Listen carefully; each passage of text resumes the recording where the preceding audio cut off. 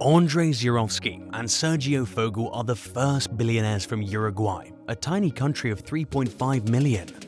Their wealth journey started in 2009 when Bzurovski and Fogel, who went to Universidad ORT in Montevideo, Uruguay, joined to start AstroPay. This payment company assists customers in developing nations store money online using a prepaid virtual debit card. They later jointly founded dLocal, which in 2020 became Uruguay's first unicorn. With a solid technological foundation and a value of over $1 billion, this payment processing business became the first unicorn in Uruguay, earning it a spot on Wall Street. According to Forbes, they each own 17% of the stock in their company. They are ranked 1,929th worldwide and have a net worth of around $1.5 billion each. But wait a minute, how did they manage to amass such wealth? How did they start? What's their story? After finishing high school in Uruguay, Fogel took a year off and traveled to Israel. This was the place where he first encountered a computer at the home of a friend, a Sinclair ZX Spectrum. This forced Sergio to spend all his money on his model since he understood he had to have one. He started experimenting with code and discovered how the CPU and every other component operated. Sergio discovered a world of possibilities through computers, and he became obsessed. This also influenced his decision to enroll in Technion, Israel Institute of Technology. He was eager to study because, unlike Uruguay at the time, the nation had a burgeoning technological sector. But was this helpful?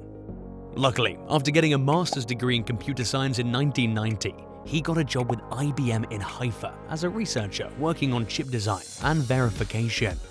This was a fantastic learning experience. Later on, with his wife, he opted to return to Uruguay for family-related reasons. He soon concluded that he would never be able to work in the same capacity as in Israel. Back home, the tech scene was entirely different and nascent. He relocated and changed his geographic focus to become a technology entrepreneur. Since Sergio knew very little about running a business, he knew that he'd need to learn new business skills to accomplish that goal. It seemed logical to enroll in an MBA program at a renowned business school like INSEAD. His INSEAD experience and contacts aided his career path. Following that, he struck out on his own and began using his business expertise and knowledge to build his own company and invest in startups. So, did he succeed alone? Well, this was the first time he met André, but before partnering with him, Sergio tried his hand at several unsuccessful ventures, including a voice-over IP business and a joint venture with his wife. His success stories included the long-distance provider UniHotel and the virtual phone number listing website jetnumbers.com. And now, he partnered with André to form the payments processing business AstroPay, which served as the forerunner to dLocal. Basically, his focus was on tech startups. André and Sergio Fogel partnered together once more in 2016 to co-found dLocal after co-founding AstroPay, a card solution for online customers and businesses in Asia, Africa, and Latin America. But how has the financial technology company managed to go global with Uruguay's tiny domestic market? Due to Uruguay's small domestic market, dLocal had to establish itself internationally early on, beginning with its neighbor Brazil. But dLocal chose to carve out its niche in rapidly developing emerging nations rather than contend with more powerful payment rivals like Stripe and Adyen, each valued at close to $100 billion.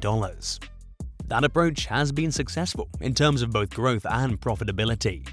dLocal was already profitable before going public, in contrast to many other fintech firms, and it expected its sales and net income to roughly double to $104 million and $28 million in 2020.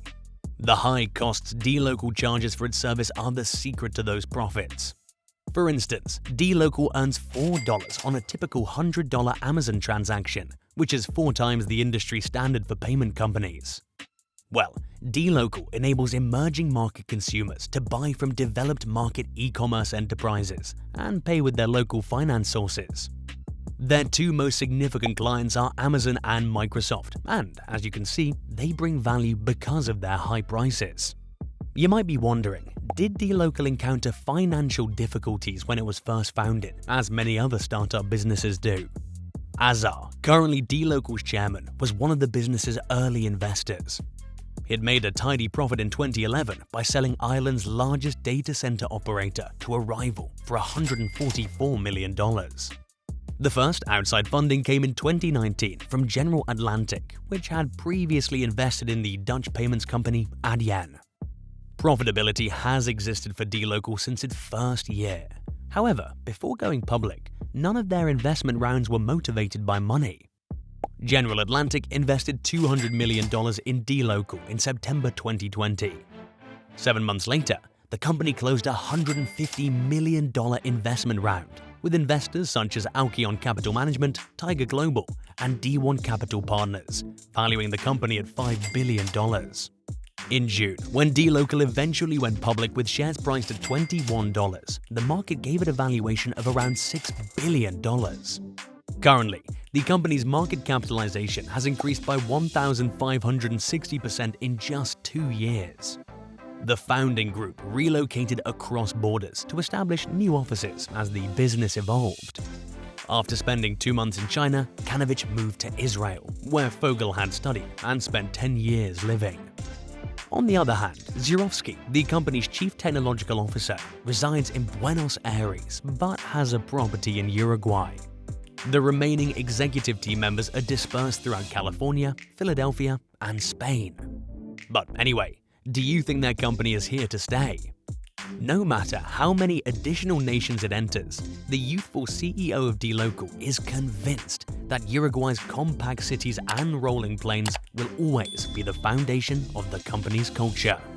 Anyway, what did you like the most about the two?